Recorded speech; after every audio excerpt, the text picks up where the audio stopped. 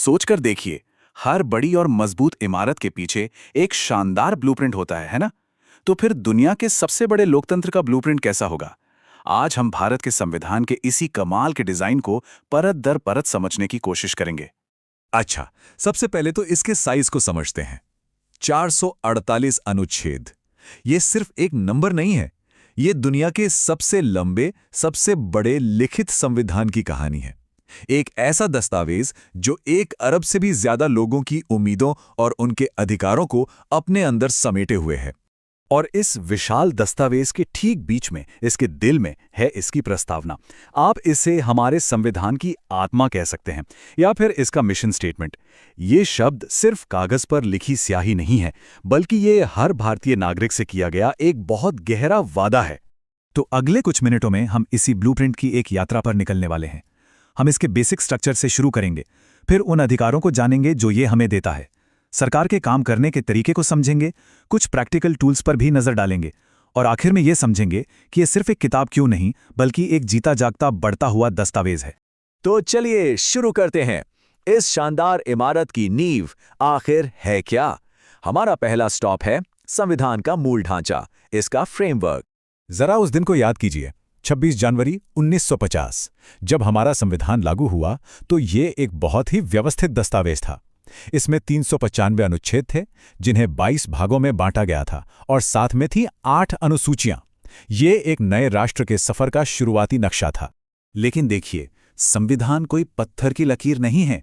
ये समय के साथ बदला है, बड़ा है। आज इसमें लगभग 448 अनुच्छेद, 25 भाग और 12 अनुसूचियां हैं।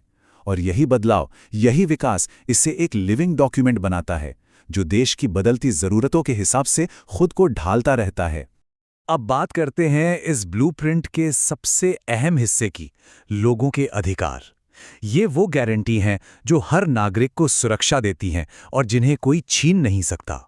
हमारे संविधान का भाग 3 हमें 6 तरह के मौलिक अधिकार देता है, चाहे वो समानता का अधिकार हो, जो ये पक्का करता है कि कानून के सामने सब बराबर हैं, या फिर स्वतंत्रता का अधिकार, जो हमें अपनी बात कहने की आज़ादी देता है। असल में यही अधिकार भारतीय लोकतंत्र की असली बुनियाद हैं। और इन सब में अनुच्छेद 21, ओहो, ये बहुत ही शक्तिशाली है।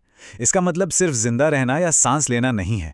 सुप्रीम कोर्ट ने समय के साथ इसके मायने को इतना बड़ा कर दिया है कि इसमें एक सम्मानजनक जीवन जीने का अधिकार, साफ पर्यावरण का अधिकार और यहां तक कि निजता यानी प्राइवेसी का अधिकार भी शामिल है। पर सवाल ये है कि इन अधिकारों की रक्षा कौन करेगा?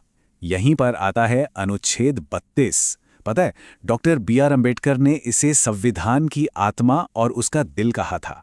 जानते हैं क्यों? क्योंकि ये हर नागरिक को वो ताकत देता है कि अगर उनके मौलिक अधिकारों का हनन हो तो वो सीधे सुप्रीम कोर्ट का दरवाजा खटखटा सकते हैं।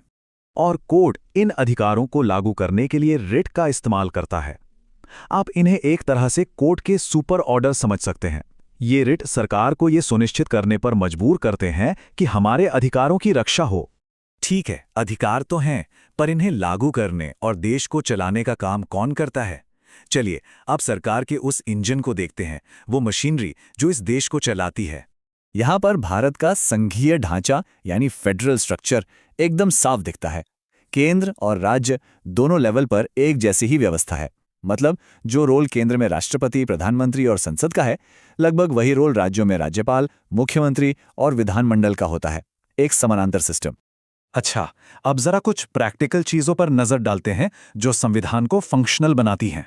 और हाँ, अगर कोई प्रतियोगी परीक्षाओं यानी कॉम्पिटिटिव एग्जाम्स की तैयारी कर रहा है तो ये सेक्शन उनके लिए बहुत काम का हो सकता है। तो ये अनुसूचियां यानी शेड्यूल्स होती क्या हैं? इन्हें आप किसी किताब के आखिर में दिए गए एक्स्ट्रा नोट्स या लिस्ट्स की तरह समझिए। ये मुख्य अनुच्छेदों को सपोर्ट करने के लिए जरूरी जानकारी देती हैं, जैसे कि राज्यों की लिस्ट क्या है, ये देश में कौन कौन सी आधिकारिक भाषाएं हैं। और यहां एक मजेदार ट्रिक है। दूसरी अनुसूची जो बड़े अधिकारियों के वेतन और भत्तों के बारे में है, उसे याद रखना थोड़ा मुश्किल हो सकता है, लेकिन बस एक शब्द याद रखिए, सैलरीज। ये एक बहुत बढ़िया निमोनिक है, एक याद रखने का तरीका जो इन मुश्किल डिटेल्स को भी आसान बना देता है। आखिर में ये याद रखना बहुत जरूरी है कि भारत का संविधान किसी म्यूजियम में रखा कोई पुराना दस्तावेज नहीं है। नहीं, ये एक जिंदा, सांस लेता हुआ दस्तावेज है। तो सवाल ये है कि 75 साल से भी पुराना ये दस्तावेज आज भी इतना रिलेवेंट कैसे है? इसका राज छिपा है इसमें बदलाव करने की क्षमता में, यानी संशोधन में। एक पेड़ की तरह ये समय के साथ बढ़ सकता है, बदल सकता है, जो इसे एक मॉडर्न और डायनामिक देश के लिए हमेशा फिट बनाता है। तो हम आपको इसी एक सवाल के साथ छोड़ जाते हैं। जैसे जैसे भारत आगे बढ़ रहा है, हमारा ये संवैधानिक ब्लूप्रिंट भी बदलता रहेगा। तो फिर इस असाधारण, इस जीवित दस्तावेज का अगला चैप्टर क्या होगा? और उस कहानी को लिखने में हमारी क्या भूमिका होगी?